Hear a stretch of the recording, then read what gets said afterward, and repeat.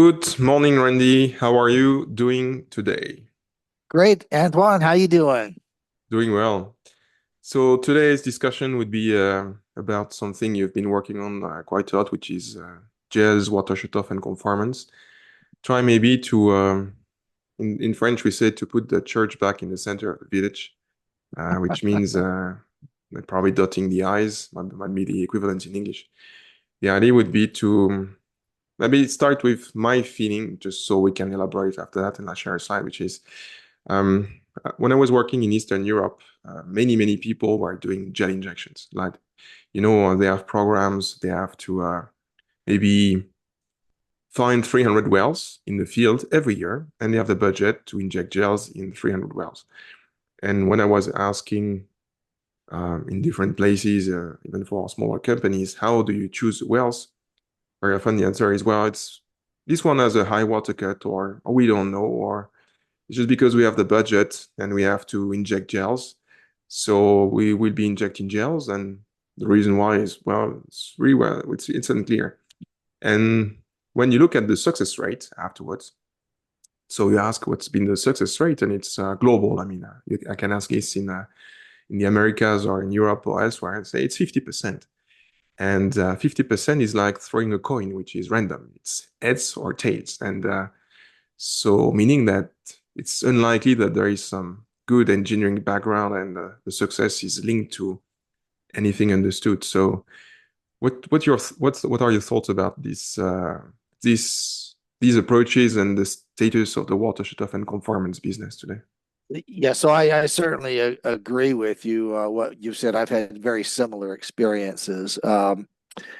Yeah, for I guess the reality and the thing that's kind of at the heart of all of this is, you really have to pay to deal with water, and you can argue there's certainly a lot of cases where by decreasing the water, you actually increase the oil, and there's a incentive for doing that. But in a lot of cases, people just don't want to throw money at water, or the amount of money they want to throw at it is very limited. So they'll say, this is my budget, and that's what I'll deal with.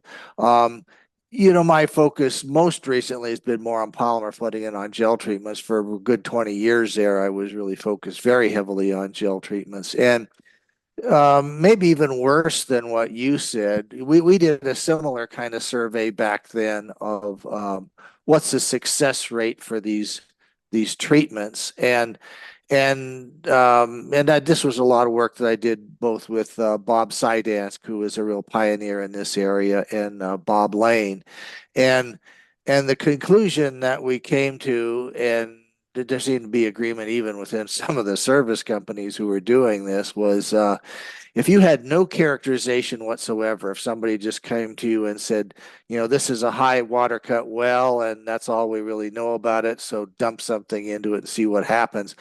The success rate for that was typically around 30%, which is definitely lower than your 50% number. And there was a definite correlation that the more that you characterized what the problem was, the higher your success rate was. Um, so that was a very common thing that we knew. And um, well, as I say, people just don't want to throw money at water. The truth is, their real philosophy, number one philosophy is, well, I'll just, try to do everything I can to minimize my water disposal costs. I'll, optimize my pump size, make good deals with the water disposal people, try to do things along that line. And their next option beyond that was to sell the field to somebody who thought they could operate on the same basic mode cheaper. So honestly, those are the two top things above that. And of course, for you and I and a lot of other dedicated people in this area, the real goal was, can we do more than that? What can we come up with something that will, do this in a more efficient or beneficial way?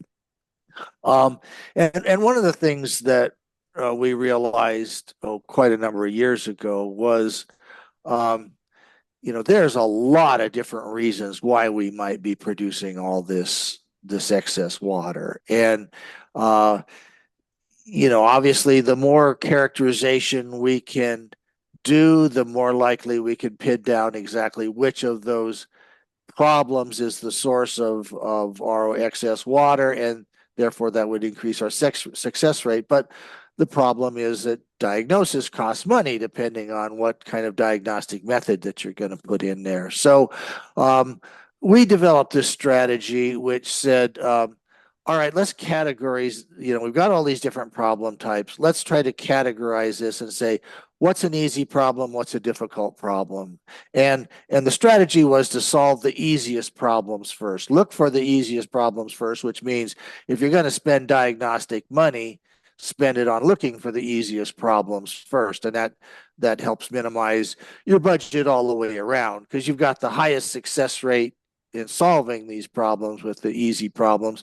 And the difficult problems, I mean, at one end of those things, these are things that are super difficult to solve, and maybe you're just not going to be able to solve it with the technology that you have. So maybe there's less point in wasting your money and time on it. So that was a big part of what we came out with on this. And so you were mentioning the easiest problem first. So I Yeah, mean, I so know we the had answer, but Yeah, please. sure. To share it with everyone else, in our categorization, and I do want to admit that there are a number of people out there who have tried different schemes for categorizing the types of problems, and I'm not saying ours is necessarily the best, but it's a one to look at. And so the first thing was like a casing leak. Okay, those are relatively easy to diagnose just by a pressure test or something fairly easy, and relatively easy to deal with as well. Another one falls in the category of flow behind pipe, like if your primary cement job never was any good in the first place, or if you had a failure with that.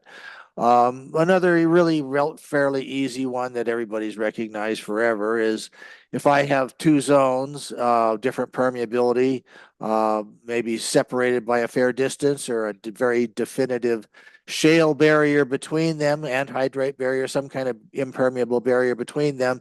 One of those, and you're doing a water flood, for example, or peripheral water coming in. One of those zones is going to water out first. And, especially if it's the bottom zone, it's a simple matter of, well, let's just shut off that zone, put in something to shut off that zone mechanically. You do something right at the wellbore as a general rule. And then you just keep producing from the zone that's producing good oil. So those are the three that fall into the easy category and the first things you look for. And honestly, those are the things that engineers forever have looked for first, I guess. So then there's another set of categories that are dealing with varying types of fractures or fracture-like features. And those are the cases where gels are really the best thing we have for treating that kind of a problem. For some of the other problems, like for the first three problems, we might be using cement as our water shutoff agent for it. The reason cement doesn't work so well in fractures is twofold. One, if the fracture is fairly narrow, the cement just screens out and it won't go any significant distance into it. If it's a fairly wide fracture, the cement just sinks to the bottom of it, and you leave the top part of it completely open, so you don't get any significant value associated with it. So that's, like I say, the gels in my mind is the best thing we have for treating a lot of these different fracture-like problems. And there's even a fair number of categorization of fracture-like problems to look at. And then at the very end of this, or the tough end of this thing, are things where really fractures or fracture-like features are not the source of our problem, but but there's fairly free ability for cross flow in the reservoir, like true three-dimensional coning, like reservoirs that have great potential for cross flow between zones. Um, but you just get the high permeability zone watered out, and what am I going to do to get the oil that's in the low permeability area? Those are tougher problems that you're probably not going to be able to solve with gels unless you've got, some kind of really unusual type of situation.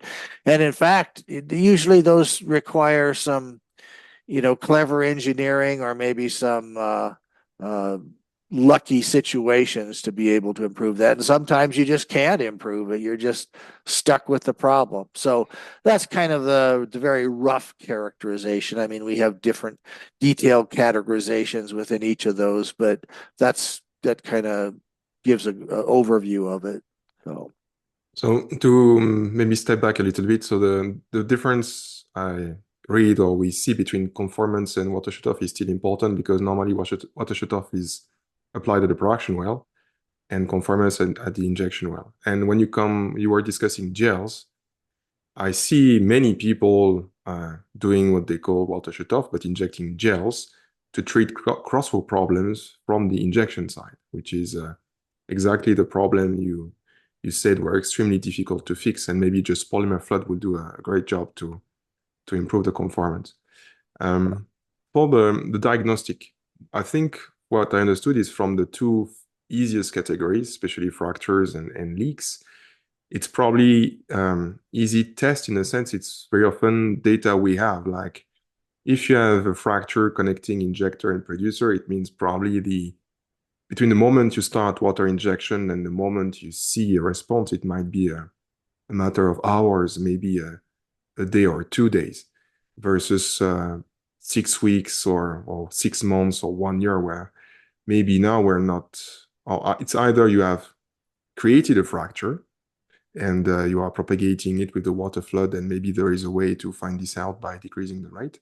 But very often what I see is a lot of people in the field, they know where the problems are. Like there is early breakthrough, there is very high water cut, or someone is changing a pump in injection well and the pressure in the producer is collapsing like the next minute. So do you think also these tests, I mean, the diagnostics are easier in addition, so for this problem, so they are easy to solve and maybe they are easier to diagnose? Absolutely. No, no, your example is a really good one. So you mentioned a number of really good tests. As I said, gels are a really good thing in a lot of cases for situations where you have a fracture-like feature that goes directly from your injection well to your production well. These cases are fairly easy and quick to diagnose. Um, as you say, one of the simpler things is that a pumper out there in the field notices he does something in an injection well, and he gets an immediate response in a production well right away. That's very obvious. A lot of times, also, um, you'll notice maybe very early water breakthrough, and if you just dump in a very simple tracer like fluorescein or rhodamine or something like that, and it'll just blast, like you say, within hours uh, between the two wells, even though they're separated by some distance. And you could call that a tracer test, and it's a very simple, cheap, easy tracer test that you get the result back very quickly.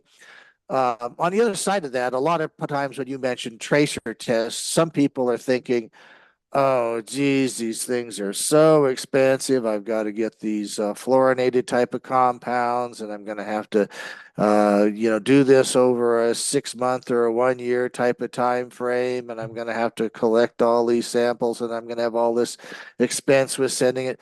You know, that's you immediately say when you're treating that kind of problem, if it's really 6 months before you're going to get breakthrough, that says it's not a fracture type of problem. It says it's something else. A fracture type of problem, your inner well transit time is 2 weeks or less, more likely less than a week, very often a day or less, right? And those are the cases. And then those are fairly easy to show even with just Darcy's law. I mean, that's another very simple diagnostic. You could just say, look, I know my downhole pressure in this injection well is 1,000 psi, and I'm trying to keep my production well pumped off, and they're separated by, I don't know, 1,000 foot type of distance. So that immediately tells you, I mean, you could just plug in Darcy's law, and it says, if this was really a matrix, even if it was a one Darcy rock or a two Darcy rock, it's going to take at least a month for the tracer to get from one well to the other. So Darcy's law tells you that has to be something that looks like a fracture. The only way you can get transit that fast is something that's an opening where we can show that fast of transit. So that's an excellent point that you made. That's not an easy kind of simple tracer type of test to diagnose for that. You can also look, I mean, this is not quite as good. The tracer is probably the gold standard. That's the inner well tracer between an injection well and a production well. Um, there's other things you can do. You can just look at your injectivity of your well and say, look, I think this is, 500 millidarcy rock, 200 millidarcy rock. Can I justify the injectivity that I'm seeing based on assuming this height and this injection rate and this the downhole pressures difference between my formation and my reservoir, or between my injection well and my reservoir? And very often the answer is, look, there's got to be a fracture there. And then of course the question is, well, is that fracture go all the way to the production well, and is it a problem or not? But there's a bunch of different things, like you said, that are easy things, information, as you say, that you already have, that can be very useful for diagnosing the problem. And that's a good point too. When we do the diagnostic process, we really should be starting with information that we already have. That we don't have to pay any more for collecting that or obtaining it. We've already got it. You just look at your files and see that information and make some whatever judgments you can based on that. And that also helps you to decide, well, if I'm going to spend some additional money on diagnosis, maybe it helps you direct you to where you should be spending that money. So you mentioned Darcy's law. So this is the comparison of the expectations from Darcy's law radial flow versus the actual drawdown in the well. So this is what you use to compare the Yeah, for injectivity. the part of it, on the injection part of it, on determining whether that well has a fracture or not in it. For the interwell part of it, it's even simpler than that. It's just a linear flow of Darcy's law. So I mean, it's about the simplest thing you can look at. So yeah. So well, let's start and continue with the fractures. So fractures, gel treatments, bullheading, Mhm. probably. Now I know Yeah, that exactly. Yeah. there are two cases where you could prefer injecting a preform gel or a gelant. Can you elaborate on these differences? So for a long time, we used just gelants, and one of the things that we knew, most of these gelants don't have very long gelation times. The vast majority of them are, a day or less, even at room temperature, and those gelation times go down pretty considerably as you go to elevated temperatures. So, we were injecting these things for a long time, knowing full well that, well, especially what happened back in about the late 80s, early 90s, Marathon and Chevron in particular um, started injecting large volume treatments, and they were injecting for weeks, maybe even a month longer than the gelation time. So you figured the gelation time had to occur. What's happening there? And the gelation time doesn't really change that much with different conditions.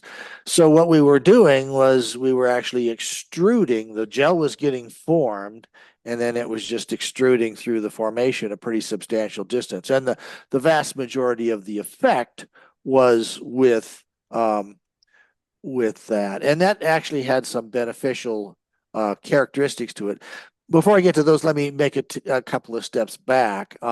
With the old stuff, what we had in the 1970s, they had two characteristics. One, they're very fluid, and if they're fluid, number one, they're going to go everywhere. They're going to follow Darcy's law just like water. So if I've got a high permeability pathway, yeah, most of the fluid's going to go that way, but some of it's going to go into the less permeable pathways, and I don't want it to go into the less permeable pathways. That's the pathway that I ultimately, need to get my driving fluid to go in to push the oil. So that's one disadvantage of the Gelants, is placement, getting it in the right place. The second thing is if I have any gravity issue, if I have a fracture, let's say a vertical fracture, I know that just based on a very easy gravity segregation calculation that, when I'm injecting that gellant, maybe I get a decent profile of the fluid going in. But as soon as I stop, the second I stop, that fluid gellant is going to start settling, even if it's 20 centipoise viscosity, it's going to start settling in that fracture. In porous media, it'll take some time to settle. Things in porous media happen on the order of maybe a foot per day type of time frame, that sort of thing. But in a fracture, it is very quick. So the bottom line on that is all your gellant, there's always going to be some density difference between your gellant and your water or oil that you've got there. So it means your gellant is going to be settling to the bottom of that fracture and leaving the upper part of that thing open. Which may or may not be a problem for you depending on the circumstances. With the what we call preform gels, and I've got to be careful with that term. Preform gels was the term we used for saying that the gelation has already occurred. Maybe we should say form gel. It was injected as a gellant, and it's gone some distance in the formation. Now the gelation reaction has occurred. It's formed a gel, and now that stuff is just extruding through the fracture system. Um, well, the nice thing about that is it is so viscous. I mean, it's hundreds, thousands of times more viscous than the gel, so you're not going to have the problem with gravity segregation. The other really nice thing we found about these formed gels was that they will not propagate through porous media at any significant flow rate or pressure gradient or practical flow rate or pressure gradient. You have to go to totally unrealistic pressure gradients to get this stuff to extrude through any kind of porous media. So that basically means that the stuff will not penetrate into porous rock.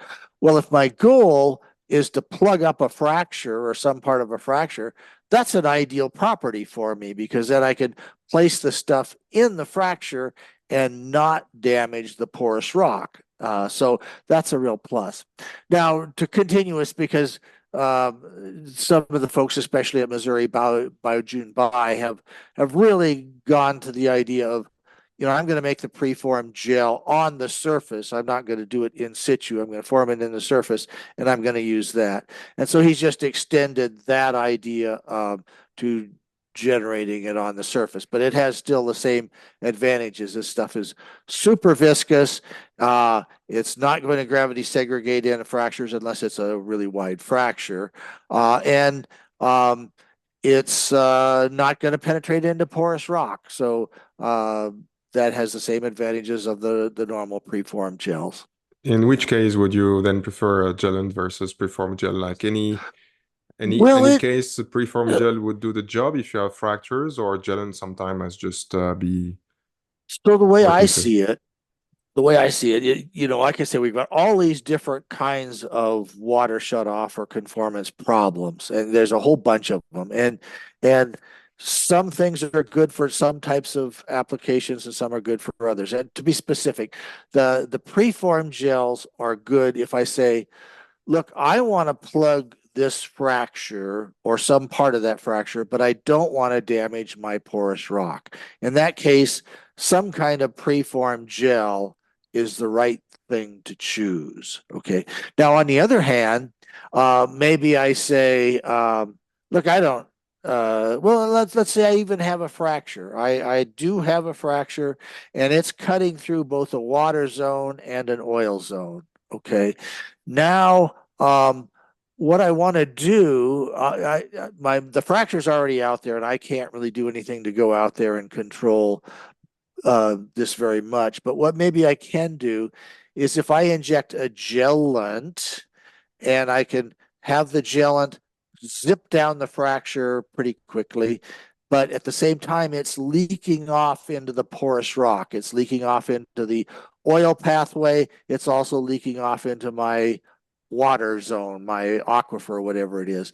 And so it's leaked off not very far. Maybe it's just a couple inches, maybe it's just a foot.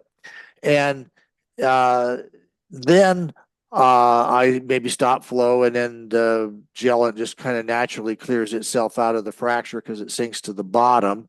And then I let the well shut in, let the gelation reaction occur in the porous rock, and then I mean, this requires some real knowledge of what you've got, but under the right circumstances, you could take advantage of something called a disproportionate permeability reduction, or what some people call a relative permeability modifier. And what that property is under some circumstances, the water will reduce the gel will reduce permeability to water a lot more than it reduces permeability to oil or gas.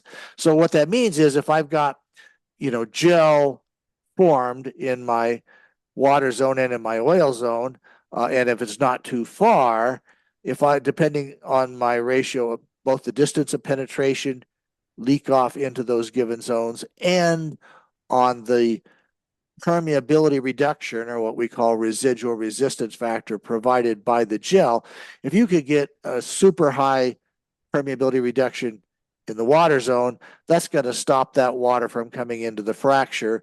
But if it's low enough in the oil zone, it won't be that much of an inhibition to let the oil still come into the fracture. And so that's got a lot of potential to it. So that's a case where a gelant might be useful in a fracture circumstance.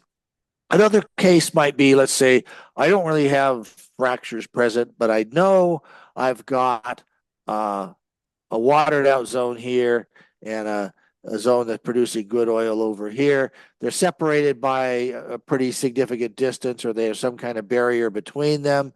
And there's for some reason I don't want to use a mechanical method. Maybe there's a reason I don't want to do that. I could come back with a gel, and I could say, I do have to protect my oil zone, so I don't want that. I want to make absolutely sure I don't get that gel into my oil zone, but I can put it in the water zone, shut that off, just let it set up and form something really um, giving a high permeability reduction. And then, you could have used maybe other things for that. You could have used maybe a mechanical device. Maybe you could have used cement in some circumstances. There's a lot of things you could use to solve that particular problem, but gel lengths might be one of the options that you could use for that. Let's maybe differentiate two cases. Natural fractures connecting, for instance, an aquifer and an oil zone. That's the case Mhm. in many fractured carbonate fields in the Middle East.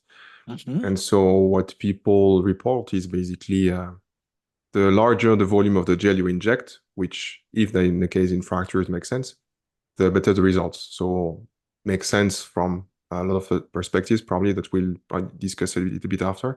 But if we start with I would say not the easiest, but probably one of the easiest case, which is a fracture or a series of fracture, because very often it's maybe not one, connecting injector and producer. So what would be the optimal placement, and what would be the best way to achieve that in terms of gel and viscosity, injection rate, and the system to use? So for interwell fractures, in my mind, some kind of preform gel or something that's going to be a form gel is always the best way to go. Um, the uh, the question is, let's just first say make it simple and say I just have one fracture between them. We'll deal with the multiple fracture case here in a little bit. But let's just say I have one fracture between my injection well and my production well, and that's causing my problem, and I want to shut that down. Now, the way as an engineer you might look at that is say, well, yeah, this fracture is really bad because it is just allowing my injected water, whatever I'm injecting, just to blast right through the reservoir. That's a problem for me. But on the other hand, it's good in the sense that that fracture is allowing me a high injectivity of my fluid, whatever it is. And at the production well, it's allowing a high productivity. So in a perfect world, maybe I don't really want to totally shut off that fracture. What I really want to do is I want to shut off the minimum part or the middle part of that fracture. I want to leave the injection part of the fracture open a little bit anyway, so I can enhance my injectivity. Ideally, I'd like to do the same for my production side. And actually, back about 20 years ago, we did a bunch of calculations about, what is the optimum. If you could just wave your magic wand and say, I'm going to plug this fracture, and one extreme is I'm going to plug the fracture all the way from the injection well to the production well, and the other extreme is I'm going to place it at different spots, a slug of a given size just in the fracture, and I'm going to place it at different locations from the injection well to the production well, and I'm going to have different sizes. And it turns out that the optimum place to put your gel is right in the middle. Again, simplistically, because that way I leave the injection part of the fracture open to give me a high injectivity and a high productivity in a production well. And there's actually a fairly broad maximum associated with this. So you don't have to have just exactly the right perfect size to get it. It doesn't necessarily have to be a tenth of a fracture volume or 30% of a fracture volume. Anywhere in that kind of range is going to give you basically the same effect. But the whole idea is to get it kind of roughly in the middle and then kind of cover what you want. Now, your first thought is, well, how the heck are you going to do that, right? You're going to just wave a magic wand and put a gel there. But there are things that help us, at least on the injection side. And that's part of the way the geomechanics works. Whether the fracture, let's say I got the fracture there, whether it's open or how far it's open depends very strongly, most strongly, on whatever pressure that the rock sees at that point. So I'm going to have my highest pressure right at the bottom of my injection well. So that means that the fracture is going to be forced open farthest right at the injection well. And as the farther I get out into my well, the more that fracture is going to tend to close down. And maybe with luck, it's going to be, not too far open when I get way out in the middle of the field. Now that I lose some of this logic when I get to the production well, because the production well, that's going to be my lowest pressure and my greatest probability that the fracture is completely closed, unless I do something to prop it open, like maybe a frac pack or some proppant intentionally put in there. But let's focus on the injection side of it for a minute. Well, the nice thing about these preform gels is their ability to extrude through a fracture depends very, very strongly on fracture width. If it's a very narrow fracture, I'm going to require a pretty darn high pressure gradient to get it to extrude. If it's a very wide fracture, I'll maybe just blow on it. It'll go in very easily. So I can take advantage of that. So when I'm injecting this gel, preform gel, and even if it's a Gelent, it's going to be really not a lot of resistance to flow near the injection well, which means that the injection part of the fracture is largely going to stay open. And then what this stuff is going to do is it's going to get out towards the middle of the fracture of the field, middle of the fracture, and it's going to see a constriction, and now it's suddenly going to stop flowing. So that's, at least qualitatively and conceptually, an idea that really helps us with respect to placement of these preform gels where they need to be placed, which is out in the middle of the field. Now I do have to admit, there that does also bring up a central problem with a lot of the gels that we have had in the past. Some of the cases like that Chevron and Marathon did in the 80s and 90s worked just wonderfully because the fractures were of the right size for this to work. Some of the other folks in West Texas, in some of the carbonates down there, found that their darn fractures were just too wide. And, whatever gels they made, they just couldn't stop them. They were not strong enough to really catch anything. They would just blow right through. And so that had been the reason for the development of things that are a lot more robust and it would plug larger fractures. And those things about adding fluid loss additives like throwing in fibers or walnut shells or things like that. And it's also been a lot of the motivation behind University of Missouri, Bao Jun Bai, and some of the other people developing preform gels, trying to get stronger gels that would plug wider fractures. Anyway, some ideas there.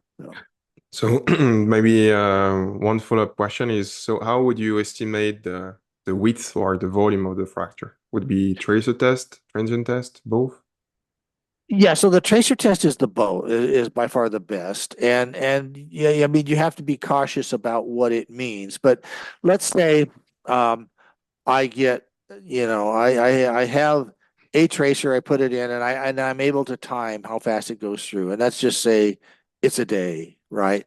And so what I do, I take the simplest form of Darcy's law, and I know the tracer transit time, I know the pressure, my injection well, I know the rough pressure of my what's in downhole my production well. I know the viscosity of the fluid. The fluid's usually water, so it's just basically water viscosity.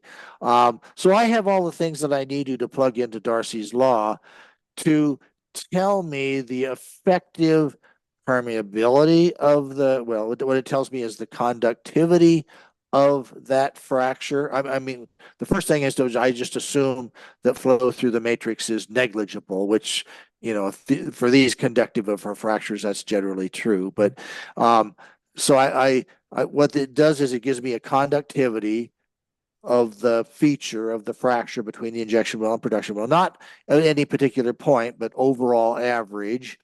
Um, and there's a mathematical relationship between conductivity, which is basically permeability times fracture width, and permeability of the fracture and fracture width. So and these are, like I say, established mathematical relationships, easy calculations to do. So that's a way to get a rough idea of what that fracture width is. Probably be going to give you the fracture width at the most resembling the minimum point in that fracture, but at least it's a starting point. It's to say, look, if this is a big value, if it's a centimeter wide, what you come up with, that immediately tells you that the normal gels we have are not really going to be effective. The normal gels that we have, like the market CT, the chrome acetate polyacrylamide gels, they're going to be effective in the range of a 0.5 millimeter wide fracture up to maybe as much as 4 millimeters wide, but not much more than that. They're going to have a real problem with just washing out too easily if it's much more than that. So anyway, it's just a very rough starting point that you can use for judging kind of where you are. And so we mentioned here the case we have one single fracture. So I've seen cases, for instance, you do a tracer test, you know there is a fracture, you plug the fracture or you inject a gel, you wait, you think you plug the fracture, you restart, and people restart with a tracer. And you have two cases. First, you don't see the tracer at all, which is, well, good job, guys. Let's go home and do something else tomorrow. And there is the other case where the tracer breaks through faster. So meaning that Now maybe you still have a feature. It's either a smaller, a different feature, or as you were saying, it's maybe the same fracture, but just the upper part because of gravity settling and these kind of things. So in that case, what would be the next step? So the way I look at it now, I mean, there's some people that have said, look, I've got a natural fracture system. There's not just one fracture there. There's a bunch of them out there. And the way I look at that is um, Mother Nature doesn't lay down fractures that are all exactly the same width. What the geologists tell us that they do is there's a statistical distribution. Maybe there's a whole truckload of really small fractures, and then there's some maybe a little bit less of a little bit uh, not quite as wide fractures, and then there's gets different size, gradually different one. But there's one really grandmother fracture. That's the biggest one. Maybe in some odd situations, maybe there's two. But the one thing about we know, if we look at the flow equation for relating fracture width to fracture conductivity, um, it's um, it's a cubic relationship. So fracture conductivity is proportional to fracture width cubed, right? So what that means is if I have one fracture that's twice as wide as another one, that fracture has 8 times the flow capacity of that next fracture.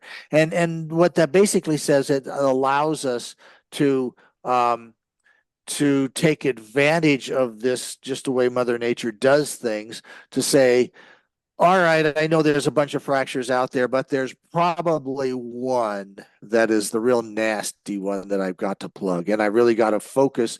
And when I do that interwell tracer test, that's the one that's going to be reflected in that calculation of fracture permeability. So if I can plug that one, the pessimists are absolutely right. I am going to the water is going to find an alternative pathway around that gel. But in the meantime, the simple Darcy's law for calculations for flow in series has told me I've allowed, just by putting a plug in the middle of that really big, nasty fracture, I've allowed a higher pressure gradient between my injection well and protection well. I've pushed more of my fluid out to where hopefully the oil is. And yeah, I'm going to get breakthrough, and it's not going to completely solve the problem, but it's a substantial improvement. Um, so that's kind of one of the goals that we want to keep in mind in these kinds of gel tests. There, we're not going to get perfection, but we could get a substantial improvement. The other thing, I mean, you did mention um, that okay, I do a tracer test, I get a certain breakthrough time, and I put in my gel, and I'm feeling happy about it, and and now I put in another tracer test, and it gives me the same result, right?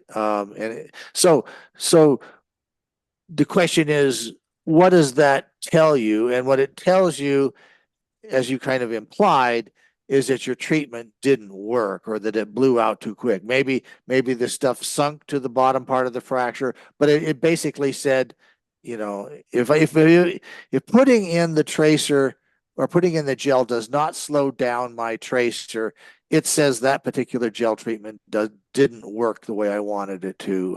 And I need, maybe I need a stronger gel. I need to do something different. That's what it really tells you. Yeah. And if it accelerated but a smaller volume at breakthrough of tracer, would it be a smaller feature that was not? I mean, that's still there. No, if you No. get faster breakthrough necessarily means higher conductivity. Higher conductivity means greater width. So that, what I would interpret that to mean is um, during the process of gel placement, you did something. I don't know. Maybe you put in a fluid loss thing, or maybe you really jacked up the pressure when you were putting this stuff in. But it basically says you made the conductivity of that flow path wider. And that leads to another point. With gel treatments, you really have to be careful and control your pressures after the treatment, during the treatment and after the treatment. Because, if you look at these things, if you just take it out and put it in a beaker, it's not cement. Cement, it's like, boy, that's going to be tough to do anything with that. But with the gels, really all of these, even the strongest ones that we have, you don't have to be all that much of a gorilla to just say, I'm going to rip that thing apart. It's not that easy or not that difficult. These are just not that strong. They gain their strength by being, a significant distance of them in a small feature, like a not terribly wide fracture, right? And those, I can put them in a way that the pressure gradient that I actually achieve in the field is never enough to blow that out. But if the fracture gets too wide, like I say, then it doesn't really take much just to rip right through it. And also, if I start jacking up the pressure, um, it won't take a lot to break through that. And that's, as you might imagine, the first point of failure. If I decide I'm going to really jack up the pressure and see what breaks, it's not going to be your rock that breaks. It's going to be the gel that breaks. So it's basically going to go through the same pathway that you plugged in the first place. So now natural fractures. So more and more cases coming up where you have connection between the aquifer and the other zones through especially carbonates. Mhm. And something interesting, I'm just thinking out loud, but again, I said a little bit before that people report that the larger the injected volumes, the better the results. So what could be the reasons? Maybe, well, they have underestimated the volume of all the fractures, which is probably Yeah, one of so the. I need to mention that these gels that we use are very high fraction of water. Okay, so let's say we get kind of a fracture volume from an air well tracer test, and that's, yeah, probably not a bad estimate of what the volume of that literal fracture is. But these gels that we put in, like I say, they're 90%, more likely more than 99% water. And when I'm extruding them through the fracture system to get them wherever they need to go, they lose water, they dehydrate. And that's something that we figured out a long time ago with Chevron's Rangeley field with putting these things in, is that we could inject far, far more than one fracture volume of gel, and we would never be seeing it in the production well. And it's because this stuff is dehydrating, and it can dehydrate by compress or dehydrate by a factor of 10, 20, 50, even 100, that much. So that means, it says, I'm not going to fill that fracture by injecting just one fracture volume of gel. I maybe need to inject 10 fracture volumes or 50 fracture volumes to get it all the way through, right? Um, so, there's a plus and a minus to that. By dehydrating the gel, another advantage is that makes the gel a lot stronger. And our hope is that maybe it would stay in place a lot better. So maybe I can take advantage of that. And so also maybe what's happening in this during the injection time, as you were mentioning, very often it's not a gelant, it's already a gel.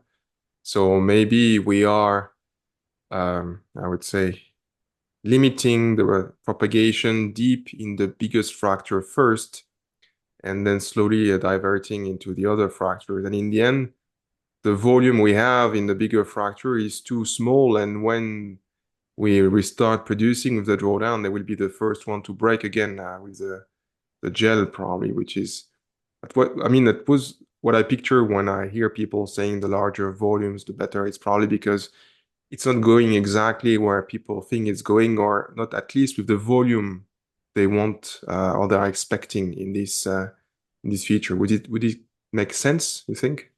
Yeah, it does to some extent, and there's no question that we need to do more study of this. But what you're saying is largely true, that the flow mechanics of these gels is different than water. Okay, so what the way Darcy's law works is, um, if I have one pathway that's 10 times more permeable than another, there's no way I can stop it that I'm going to get 10 times as much in one pathway if it's water, for example, that I'm injecting it, than I do in another pathway. And that's going to be proportional no matter what. With the gels, um, they aren't following a Darcy's law relationship. What they are is, to a first approximation, the pressure gradient for extrusion of a gel is inversely proportional to the square of fracture width. You wouldn't necessarily expect that, but that's the way it works out, and that does bias it so that if I start and I have maybe, let's say, a relatively low pressure gradient during placement, um, this stuff will actually, there's a certain width of fracture that with that pressure gradient, this stuff will not enter it at all. So, Darcy's law with water is, yeah, it's going to enter it in proportion to permeability, but this one will not enter it at all. It has a little bit of similarity to something called a Bingham plastic, which says, I need a minimum pressure gradient to move this stuff. If it doesn't achieve that pressure gradient, it's simply not going to move. So that means if I start with something really low, I can get it quite a long ways in the most permeable fracture. And then maybe I eventually build up enough pressure that it starts to says, okay, now I can start going into these fractures that are not quite as wide. So that would be the kind of thing that would be consistent with what you're saying. And S- and obviously there could be an optimum associated with that. So it means in the end that the Gelent viscosity, I mean, it's all the case, is absolutely critical for placement The because the gelant or the gel? the Gelent The viscosity, and the gelation time. Well, okay. So the way it actually works in large volume treatments is, or has worked. I mean, not with Baojun preform gels, but if you just come out with like market CT or something like that, and you decide you're going to inject a large volume treatment, let's say 10,000 barrels, 50,000 barrels, whatever you want to inject. Um, what the vendor says is, look, I don't want this stuff forming in my surface equipment, because if I do that, I got a real mess that I'm going to have to clean that out. So I want to make sure that this stuff at least gets out of my surface equipment and ideally gets some distance down the pipe before it gels. And that's pretty easy to do. I mean, if you have a gelation time of an hour or something, you just look at your residence times for preparation or whatever, and then you just get it down. And maybe it takes you half hour to get down the well bore with your flow. Um, and from their viewpoint, again, they don't want gel formed in their surface equipment. Maybe you could argue, or maybe I'm not crazy about having gel formed even in the pipe going down to the formation. Where I want to get the gel formed is once it leaves the formation. And then that's fairly easy to do just by having a little bit of a gelation time, even an hour of gelation time to it. But once it gets out there, then the reaction is going to happen. I can't, it's going to form the gel, and then it's going to start extruding from that point.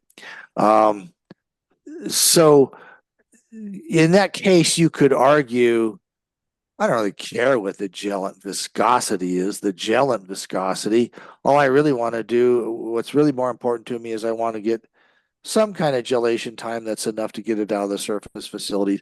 And then I want that gel that forms to be strong enough to start restricting flow in my fractures. So I would look at it like that. And so how would you end the treatment? Just polymer without cross-linker or just water? Because I suppose water might thin the gel, dilute a little bit the tail, or depends on So your there volume, I are suppose. there are three or four different thoughts on that, and I don't necessarily have a definitive answer. One answer is just say, I'm just going to inject water to try to clean this crap out of my well bore. Another is, I'm going to inject polymer solution to push the gel because that's going to be more efficient in pushing the gel out of the well bore, maybe a little bit away. Another thought is I want to, like for especially for production wells, I want to inject a little bit of an oil flush. I mean, just maybe a tubing volume. And the idea is um, maybe the oil will reconnect. I've already got the gel way out in the water zone, and I'm hoping I'm not injecting that much oil. I'm hoping that the oil will maybe reconnect a little bit and keep my pathways open. That if I'm going to start either returning flow to oil, I'm trying to make it easier to minimize the damage to whatever oil zone that I had there. Um, those are different approaches, and I'm not really going to take an adamant stand on any of them. I think you could argue pluses and minuses on the different ones. Yeah. So we covered, I think, the gel. So if I had to, well, we'll summarize in the end, but for the gel, so gel treatment, bullheading, fractures, basically. Yes, you don't really have Linear a flow. choice. In most cases, I Yeah. mean, sometimes you do, but um, most So, cases, people like the idea of a bullhead because they didn't want to minimize their downhole type of but I expenses. mean, if I mean, the risk is less if you have a linear f feature and a fracture-like feature to just go for Absolutely, bullheading of gel. big, big difference. That's That's the what I say is the difference. The decision of whether I'm treating a linear flow problem or a radial flow problem is a big decision in conformance improvement, water shutoff type of um, application. so that's a good transition. The idea is because the majority of things I see personally is people bullheading gels in injection wells to Mhm. fix probably high permeability areas, high permeability layers, or preferential paths. And so there are two things I'd like to discuss with you or to ask. One is um, it's very interesting that when people seem to understand the concept behind polymer flooding, which is if you increase viscosity, you will sweep both, I mean, all the layers proportional to the pressure drop, depending on the viscosity you inject. And typically the viscosity I see in polymer floods, they range from, I don't know, 5 centipoise up to 50, 55 centipoise on average, I would say, at 7 reciprocal seconds and I would say low temperature. While the majority of gelants I see, when there are gelants, it's more in the range of 100 centipoise already, or 80 or 100 centipoise, which is from 5 to 10 times the viscosity of polymer floods. And what I see people don't understand the fact that if the polymer flood is supposed to sweep all the layers with 25 centipoise based on their design, how would a gelant with 100 centipoise not enter the low permeability zones? I mean, all the zones, if they are not protected from the injection, not isolated, and if there is crossflow. So that's the Absolutely. No, first that's thing. that's a excellent point. I'd Absolutely, like that's to right. discuss, and before you give the insight, is the next problem I see is people answering, yes, but we do that and it works. And the question is, what do you mean it works? Is because you have an oil spike where the treatment is paid off in a month, and after a month or a month and a half, you just go back to the way it was before because water has broken through the gel into the or the gel or the kind of gel into the alperm zones. So the two questions I'd like to discuss with you is um, the difference between mobility control and gel treatments, knowing the viscosities in polymer floods and gelants, and Mhm. also something that will help us transition to the other technology, which is people say for other technologies say yes, but it works. And so, what would be your comments on both on these aspects? Yeah, so you said you had a slide that Yeah. illustrates So this point, and I maybe will that's a share good it time to look at that. up. So there we are. Yeah, so the slide that you're looking at is one that is a critical realization between the difference between a polymer flood and a gel treatment. And so in a polymer flood, as you said, we want our mobility control agent, our polymer, to penetrate as far as it possibly can into the low permeability oil pathway, because that's the mechanism for pushing the oil out of that low permeability pathway. Now, in a gel treatment, we are a blocking agent treatment that you show here. I want to do exactly the opposite. I want to maximize my penetration into the high permeability water pathway. And at the same time, I need to minimize my penetration into the less permeable oil pathways, because whatever gel or blocking agent sets up and forms in that less permeable pathway, that's going to inhibit my ability to come back later, inject water or whatever I want, because that's going to be a block that stops me from driving that oil out of the low permeability zone. So you're right. It would not if it make any sense to inject a lot of a really viscous gellant. If I'm not treating a fracture type of problem, if I'm treating really matrix, you know that the polymer flood mechanism is going to work, really well. If you're injecting higher polymer viscosity in the gel treatment than you are in the polymer flood, yeah, you're going to get greater penetration of your gellant into the low permeability zone. It's going farther, and when it sets up, you're not going to get any more oil out of that. You mean when you come back with your water or whatever you're going to inject afterwards, the first place is going to break through is most likely in your high permeability water zone. Now, you said, well, we did this and we got success anyway. Um, my first thing is number one, we're not going to allow black magic. We're not going to, we have some basic physical principles and they have to be respected. So, okay, yes, I accept that the process worked. You tell me what your criteria was for it working. And then we got to look for an explanation. And maybe the explanation is that the problem that you were treating is not the problem that you thought you were treating, right?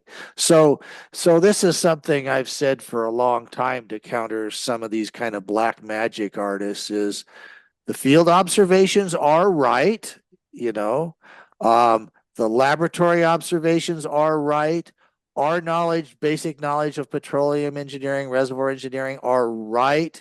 The only thing that's wrong is the interpretation.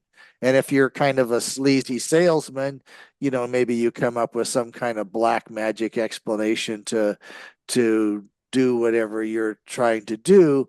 But, if we're trying to really make this work, we've got to respect that. Again, the field observations, not necessarily your interpretations, but the observations, the facts of it are correct.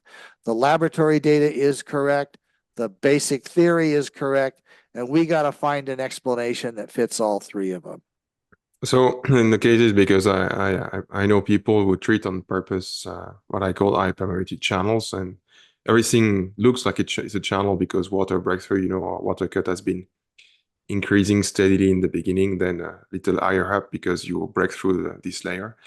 And I think what's happening is they are indeed going preferentially in the high K proportional to the pressure drop.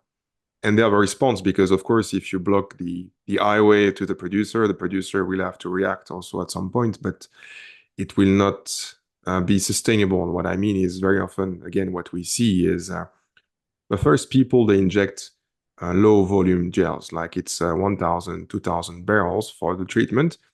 It works for a month. It pays off the treatment, which is nice. But then when they resume water injection, what should have happened happens, which is the water break through the gel in the hyperm zone. It takes maybe a couple of months and then goes back again to the producer. So in the meantime, you had a pressure response, change a little bit the streamlines, change a little bit the flow path for 3 months.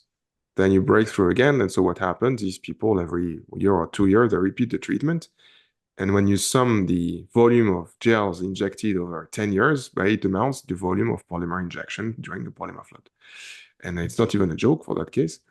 And so it's not even sometimes like magic. It's what I think also you said is we have the right answer, but for the wrong reasons or with the wrong explanations. And well, that's probably been a reason why, unfortunately, the conformance, I mean, approach and water shutoff in that case, have had a hard time to thrive because poor diagnostic and probably wrong use of reservoir engineering principles. So I I got mean, a funny story to tell you on that one. So this was back, I don't know, probably at least 20 some years ago, maybe closer to 25 years ago. So there's a independent oil company down in southeast New Mexico, and they decided they were going to they had high water cuts, just like you said, and they were going to do a gel treatment. So they, just went out for bids to the three local vendors that were around that might be willing to treat this. And the first one comes back and says, um, I'm going to propose a treatment that involves 100 barrels of, it was like a monomer type of treatment. So it's very concentrated, very expensive. So 100 barrels, and the treatment's going to cost you $50,000. And the second vendor comes in and says, I'm going to propose 1,000 barrels. And this is literally true, 1,000 barrel treatment. And it happened to be the chrome acetate polyacrylamide type of gel. And it's going to cost you $50,000. And the third vendor came in and said, I'm going to propose a 10,000 barrel colloidal dispersion gel treatment, and it's going to cost you $50,000. So the point was, all three of these guys knew that what the independent oil company was willing to spend was about $50,000 or what they were guessing.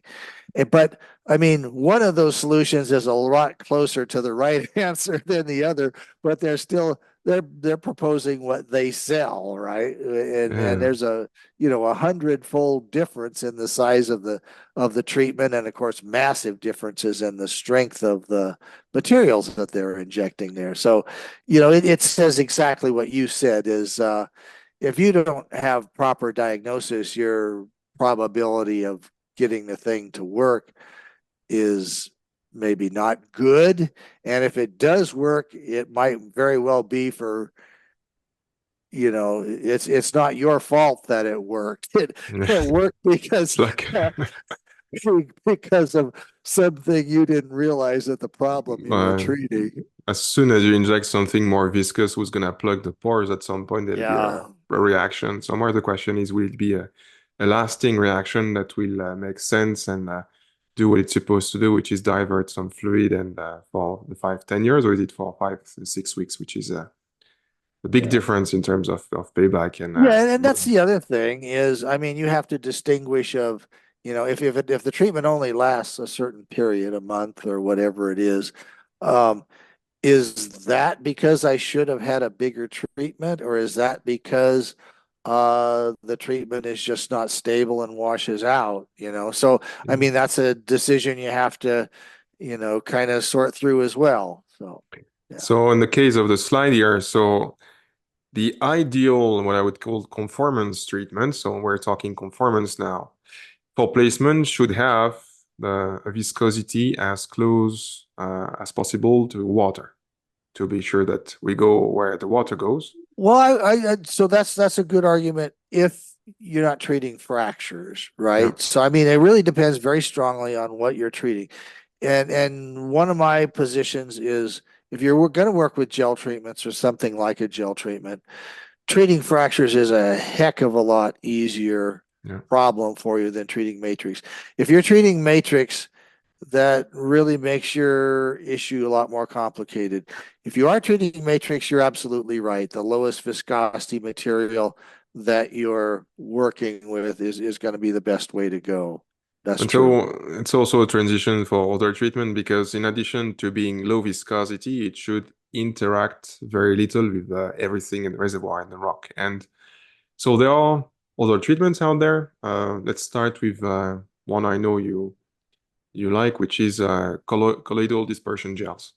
So colloidal dispersion gels, it's small polymer concentration and aluminum citrate, for instance. And the idea, I think, if you can tell more because you've been working on this for a long time, is people just Yeah, wanted to save on polymer.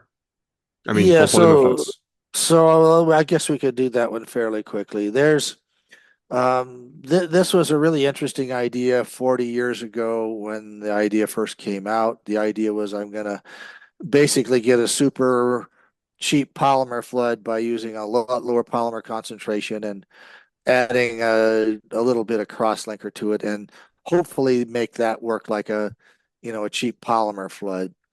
And it was a wonderful idea, but everyone since then who has done legitimate studies looking at this has shown that that idea is not workable with at least with the materials that we have. And the simple reason, well, I'll try to state it in a technical fashion. The technical fashion is a statement is that colloidal dispersion gels, which is a polymer and a low concentration polymer and a low concentration crosslinker, and a large volume of this, with the idea of trying to imitate a polymer flood. That colloidal dispersion gel will not propagate a significant distance into the reservoir and at the same time provide a resistance factor or permeability reduction factor or residual, or excuse me, residual resistance factor is the permeability reduction value, and or it will not provide a resistance factor any greater than just the polymer solution without the crosslinker. Okay, that's the absolute fact of everything that we've seen. I mean, there's a couple of really clever salesmen out there who really do some phenomenal smoke and mirrors to try to say something different.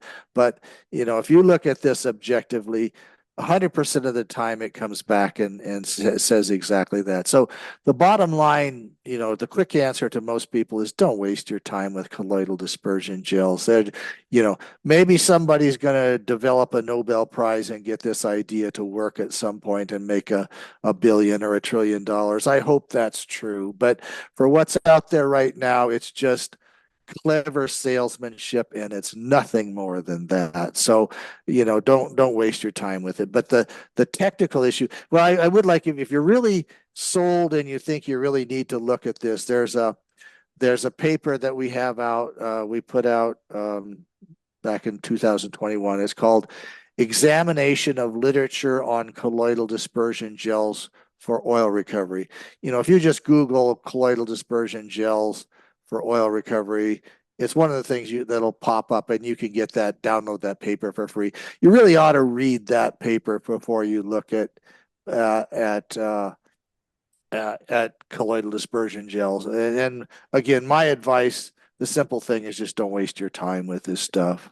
Okay, And so but also because we come back to the question I asked before, is some people reported changes and results and what they call good results. So my interpretation, again, is a different interpretation, which is, well, you are injecting something that will, of course, change a little bit the mobility ratio, might plug a little bit the pores when you absorb the crosslinker and maybe the polymer and everything there.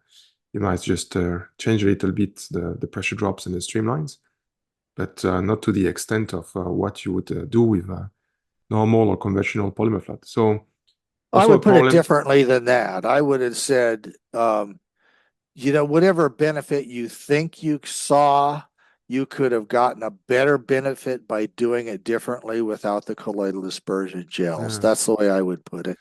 But that's also a very interesting problem, which is you can't say it's working if you can't really compare. So if you have two patterns, for instance, and you say in one I do A and the other one I do B, then you can say, well, yeah, so of course that's gonna work out. And I think people should try also first run away from CTG with the message, but for other approaches would be, well, if you really think that it makes sense, you really have to compare with something else that we know works. Otherwise, it will be what I call a false judgment. You're not looking at the whole picture in any case. So Yeah, and I think I mean, there's at least one guy out there who's just absolutely adamant that he's got a case that um, that in the same field of a colloidal dispersion gel versus one that's not, with it's just a polymer flood, and he's claiming he gets 1.6% original oil in place different. Yeah, and I've seen this guy. I mean, he's very objective and critical about anybody else or anybody else's process, and a lot of us know, there's so many very geological variations from one location to the next and operational things that have happened that trying to distinguish between 1.6% original oil in place difference is often a very tough thing to do, and It's and so margin, or it's uncertainty already at 1.6%. exactly. So I mean, if that's what you're trying to prove, well, like I say, it boils down to just really good salesmanship and not objective analysis of what you've got. I mean, it'd be a different story completely if we could show in the laboratory or somewhere else that this was a very definitive effect. But everything that we've looked at says, and not just me, but everybody else has looked at says exactly what I just said. Colloidal dispersion gels will not propagate deep into the porous rock of a reservoir and at the same time provide a resistance factor or residual resistance factor any greater than just the polymer alone. So it says, don't waste your time on this system.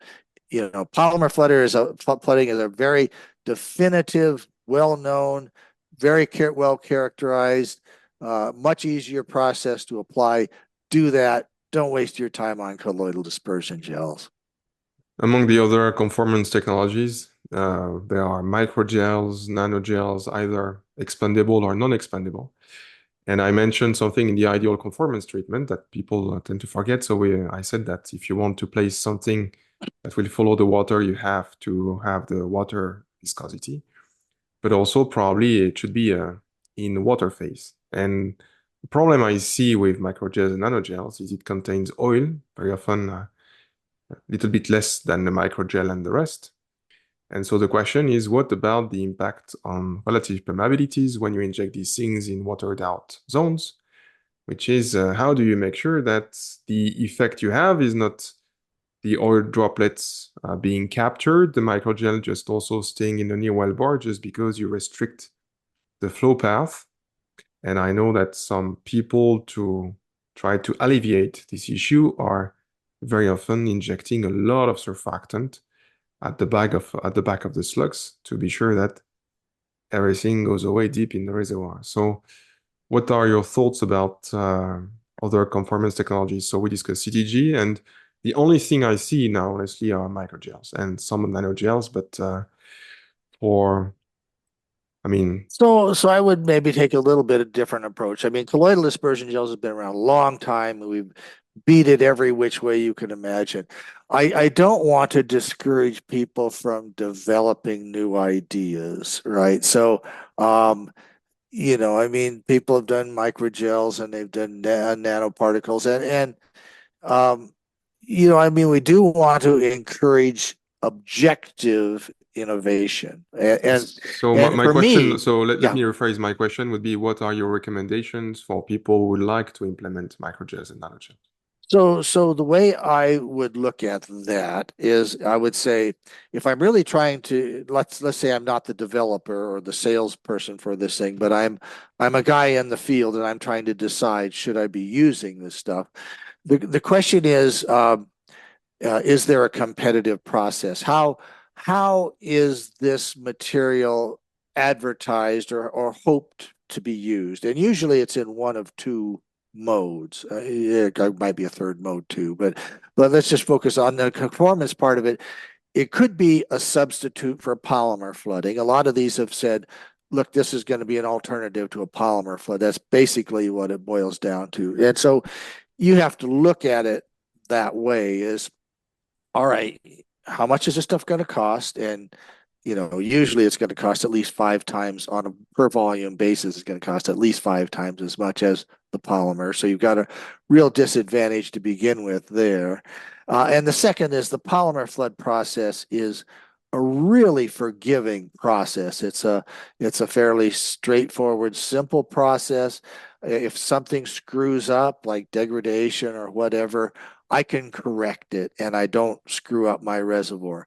And you have to ask that question with these other materials, will it do that? Is there something irreversible that's happening with it? So, I don't want to discourage innovation, but that's one comparison is if this is basically being advertised as a polymer flood, compare it to a polymer flood. Now, the other side of it might be that I'm advertising it as a conformance control agent. And a lot of the folks who develop these are very bright chemists and very good that way, but maybe they don't understand reservoir engineering very well. And a common thing you'll hear is, well, my stuff will magically go into the high permeability pathway. It's going to block that, and then I'm done. Well, that's the whole problem with conformance control materials for the last 70 years is you got to be careful about saying it's only going to go into the high permeability pathway. You do have to worry about, is it going to go into and damage my oil pathway? So if I'm going to propose this as a conformance treatment, what are my competitors? The biggest competitors is normally going to be gel. So is there a reason why this stuff is better than a gel?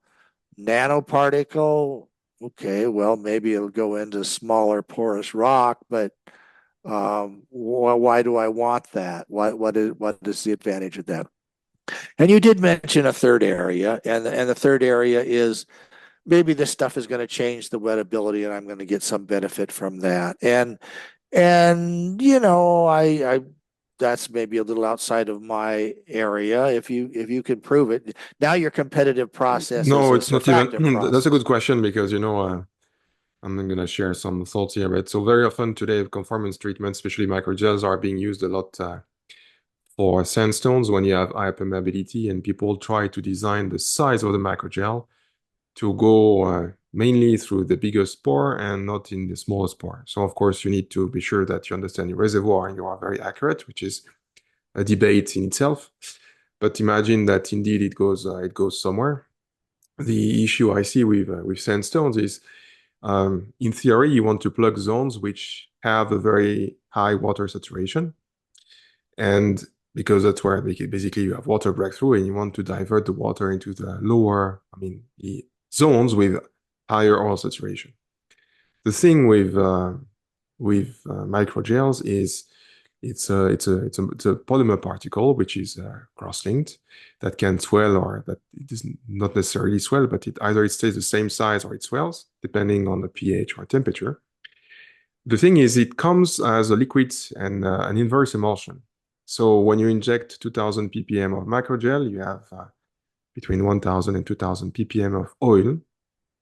And the question is, depending on the inversion process, you might have oil droplets with a certain size stabilized by surfactants that will for sure impact your relative permeabilities. So if your medium is water wet, then you will have oil capture mechanism that might impair a little bit your injectivity, especially deeper in the wellbore, where they won't be able to squeeze and push the oil droplets out.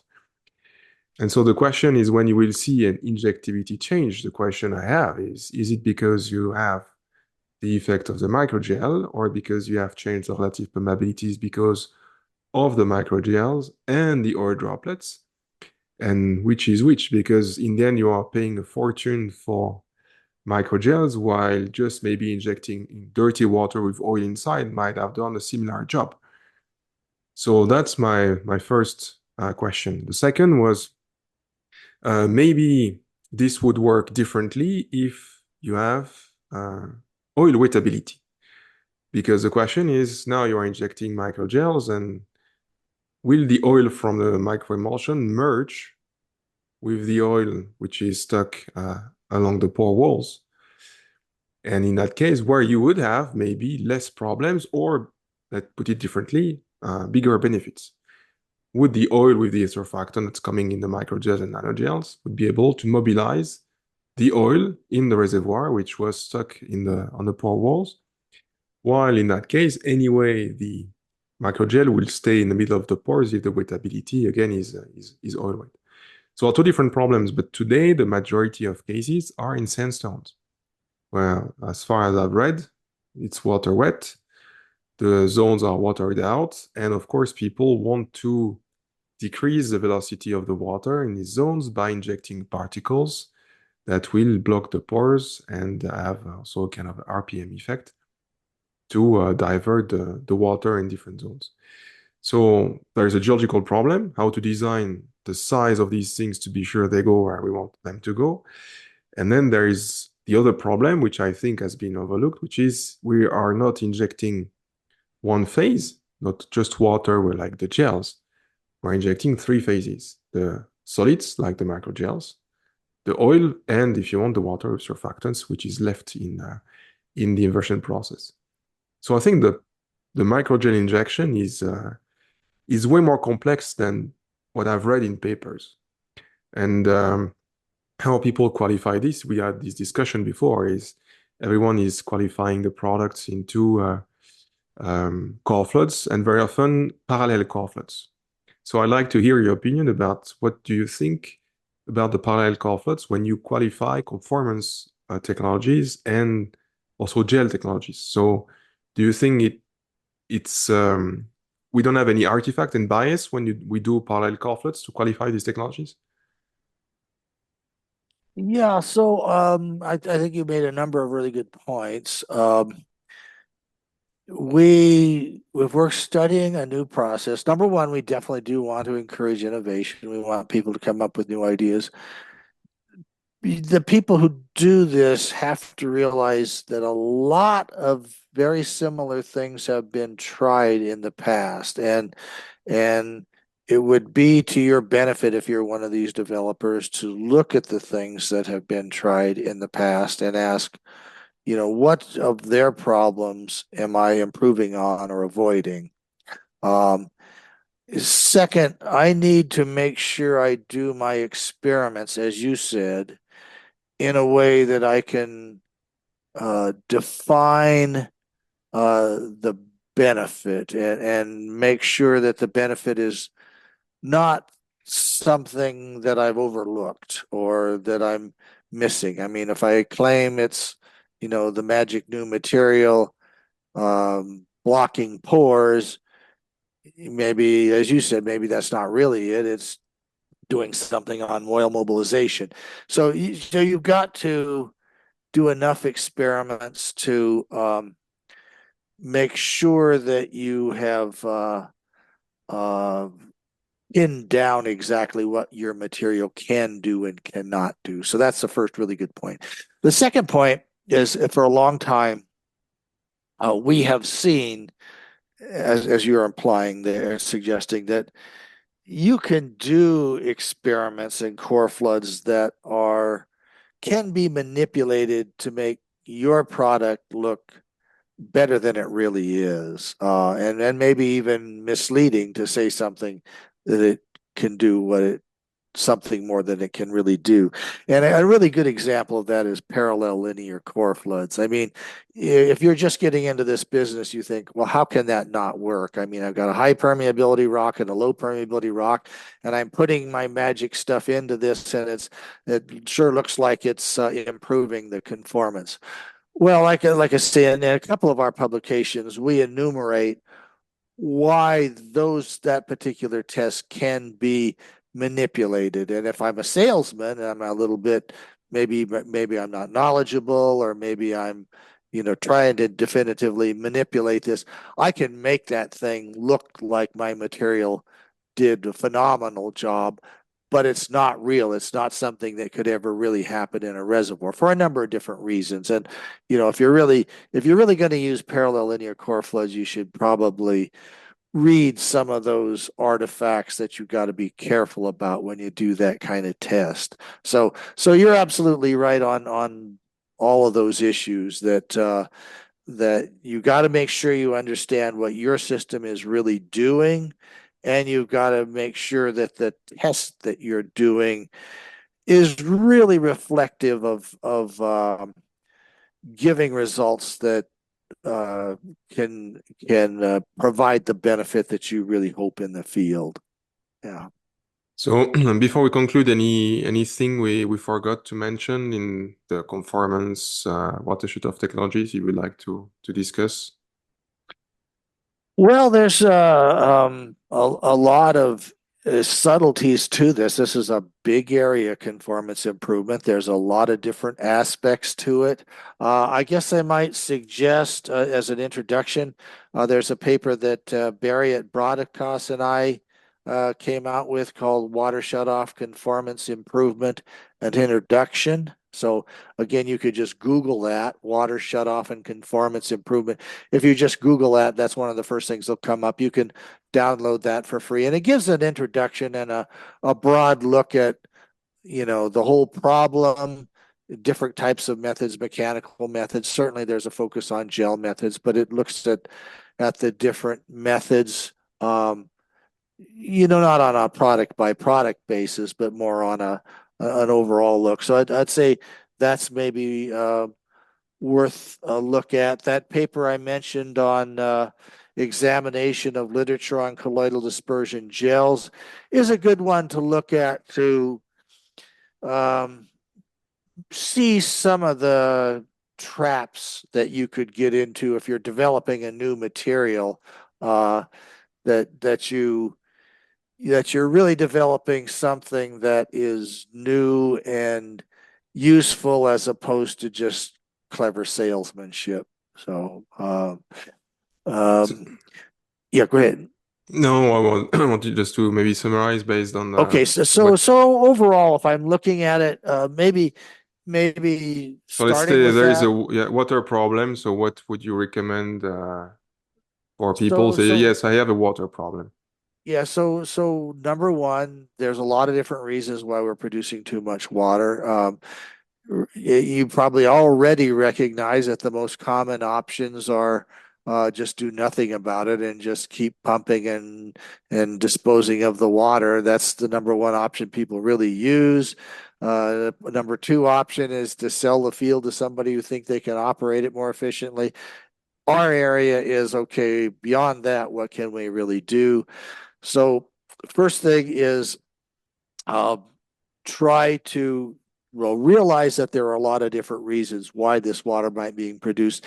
And what you want to do is high grade and understand the most likely reasons why that really does occur. And and we know you have a limited budget for doing diagnosis, so we recommend uh, looking for and solving the easiest problems first. Okay, look for easy problems like casing leaks or flow behind pipe, or cases where you've got very clear separation of uh, permeability barriers. Look at those problems first. Don't look for the most difficult problems. Um, and then the diagnostic methods, if you're going to use a diagnostic method, look for, again, look for those easiest problems first, and use information that you already have to start that diagnostic process. So that at least limits your budget and your manpower on this, and it puts you in a better position to at least have a better idea what your problem is, so you have a better idea of the successful treatment of it. We talked. So Yeah, why go did you ahead. decide? Why did you decide there was a problem? And second, what did you do to diagnose the problem? Correct. Exactly right. So this is That's what you were right. about. Yeah. Yeah, So yeah. That's next, so what did you want to say after? So we think we have a problem and we have the diagnostic. So then what would be the next recommendation? well. Well, we actually do have a four-part series of questions that we ask in conformance problem. Number one, is there really a problem? And that means I need to do some kind of reservoir engineering to say, how much oil have I produced out of this pattern? What's my water cut?